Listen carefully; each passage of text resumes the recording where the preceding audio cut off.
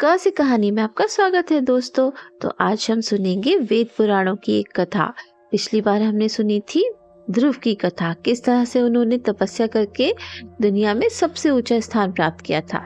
इसी तरह से आज हम सुनेंगे त्रिदेव की कथा। एक बार ब्रह्मा और विष्णु में कौन अधिक श्रेष्ठ है, इस बात को लेकर विवाद हो गया। अचानक उनके समक्ष एक प्रकाश स्तंभ प्रकट हुआ। दोनों में सहमति बनी कि जो भी उसके छोर को ढूंढेगा वही श्रेष्ठ होगा। ब्रह्मा स्तंभ का छोर ढूंढने के लिए आकाश की ओर गए, जबकि विष्णु भूतल की ओर छोर ढूंढने गए, किंतु दोनों ही छोर ना ढूंढ सके। इसी बीच आकाश से गिरते हुए केतकी के फूल को पकड़कर ब्रह्मा विष्णु से मिलने गए।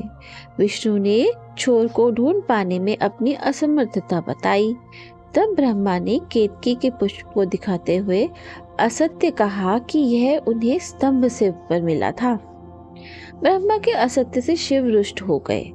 वस्तुतः ब्रह्मा, विष्णु और महेश एक दूसरे के पूरक हैं। जिस प्रकार अ, उ, म एक साथ मिलकर ओम बनता है, उसी प्रकार ब्रह्मा सृष्टिकर्ता, विष्णु पालन करता और महेश संहारक है, जो एक साथ त्रिदेव कहलाते हैं। तो आइए अब सुनते हैं वेद व्यास जी की कथा। प्राचीन काल में पराशर नाम के एक महर्षि थे। उन्होंने मत्स्य गंधा यानी कि मछली की गंध वाली नामक मछुआरिन से विवाह किया था। उन दोनों का एक पुत्र हुआ।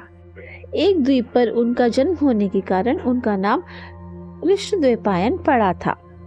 वही बाद में वेद व्यास कहलाए थे। वन में तपस्या के लिए जाते समय महर्षि पराशर ने मत्स्यगंधा को आशीर्वाद देते हुए कहा था, प्रिय मत्स्यगंधा, मैं सत्य की खोज में तपस्या करने जा रहा हूँ। मैं प्रार्थना करूँगा कि तुम्हारी मछली की गंध समाप्त हो जाए और तुम में से ताजे कमल की सुगंध आए।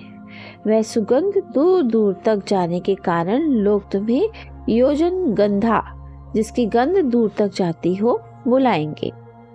हमारा पुत्र कृष्ण भविष्य में बहुत बड़ा विद्वान बनेगा। महर्षि पराशर की बात सत्य हुई। उनके पुत्र कृष्ण की शास्त्रों में बहुत अधिक रुचि थी। उन दिनों मात्र एक ही वेद था, अथर्ववेद। कृष्णद्वैपायन ने यह अनुभव किया कि कलयुग में जब अच्छाई पर बुराई हावी हो जाएगी, तब वेद की गूढ़ता लोगों को समझ नहीं आएगी। फलतः उन्होंने वेद को 4 भागों में विभक्त कर दिया: ऋग्वेद, सामवेद, यजुर्वेद और अथर्ववेद। वेदों का विस्तार करने के कारण कृष्णद्वैपायन वेद व्यास कहलाने लगे। उन्होंने ही महाभारत की रचना की थी।